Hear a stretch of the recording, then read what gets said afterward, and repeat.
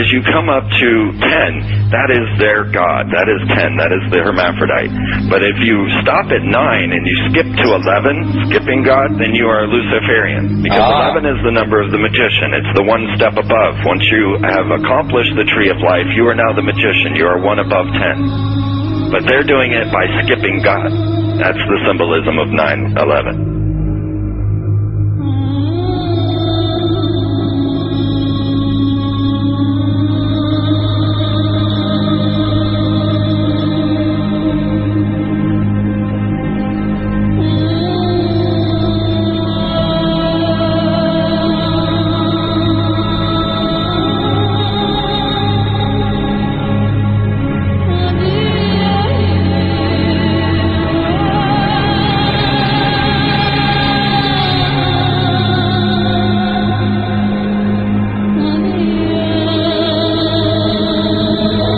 It is a big idea, a new world order.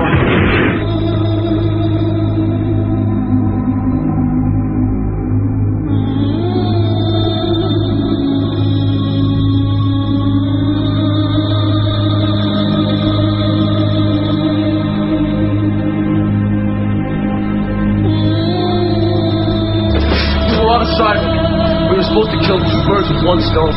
In Fight Club, Project Mayhem destroys a giant bronze spherical sculpture. This seems an obvious reference to the sphere at the World Trade Center complex. Trust me. Everything's gonna be fine. In a pivotal scene reminiscent of 9/11, we see the destruction of skyscrapers and the change of a skyline. Second anniversary of the 9/11 attack on the World Trade Center, George Bush asked for an $87 billion increase in military spending.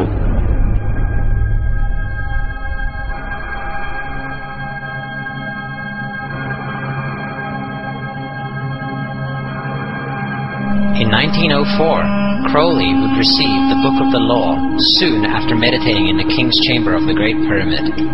He claimed he had been contacted by a being called Aiwas. Crowley would also use this symbol in his work. Some of its meanings are said to include a reference to the number 77 in Hebrew and a connection to the god Pan. Crowley made this drawing of a non-human intelligence he saw during a ritual. Synchronous 23 has made the connection between Aiwas and the Wizard of Oz, and has further pointed out the similarities between Crowley's gray alien-like drawing and the depiction of the projection of the Wizard of Oz in the film version. The much overlooked theory has been put forward on the internet that when we are looking at George W. Bush, we are actually seeing Aleister Crowley's grandson. I have suggested that this video footage of George W. Bush reading The Pet Goat, coinciding with the start of the 9/11 mega ritual, is in fact a dedication of the 9/11 mega ritual to the great god Pan by Aleister Crowley's grandson.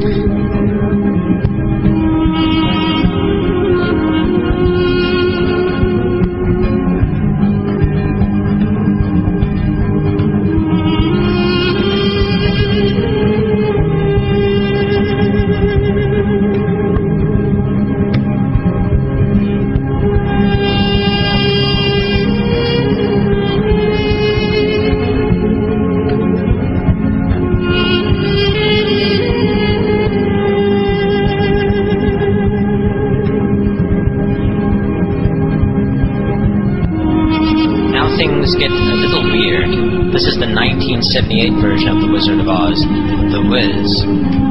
Again, we see the Emerald City connected to New York. On arriving at the end of the Yellow Brick Road, Dorothy and her companions go through the circular portal.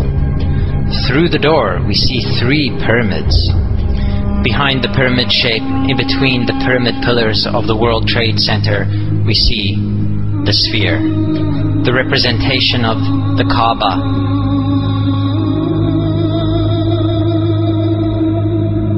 The inhabitants of Oz dance around the sphere in ritualistic fashion. Fashioned in giant letters over the dome of the sphere, we see the word Oz.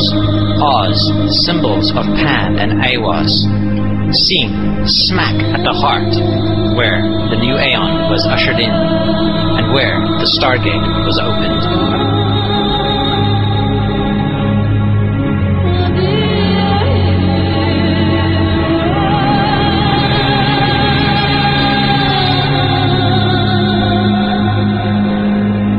The Twin Towers is called the spherical caryatid. It was made by artist Fritz Koenig and was nicknamed the Sphere. We see that Koenig made this thing in Bavaria, the same place where the Illuminati was founded. The most interesting fact about the placement of the Sphere at the World Trade Center Plaza has to be that architect and designer of the World Trade Center, Minoru Yamasaki, intended the plaza itself to be a representation of the Grand Mosque of Mecca, the Sphere in particular taking the place of the Kaaba.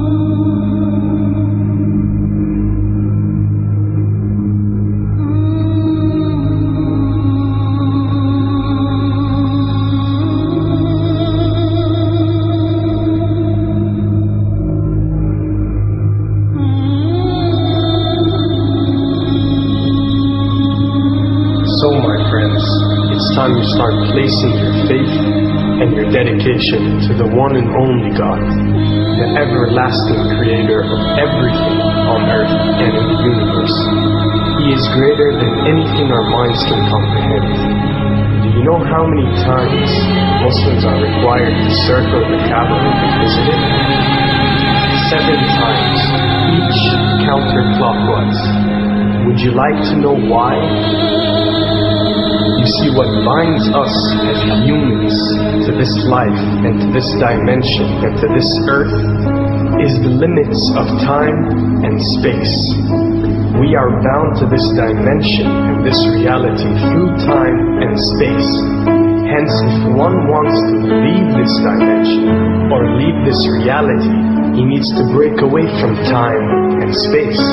So when you visit the Kaaba and you rotate counterclockwise, what is this practice actually doing?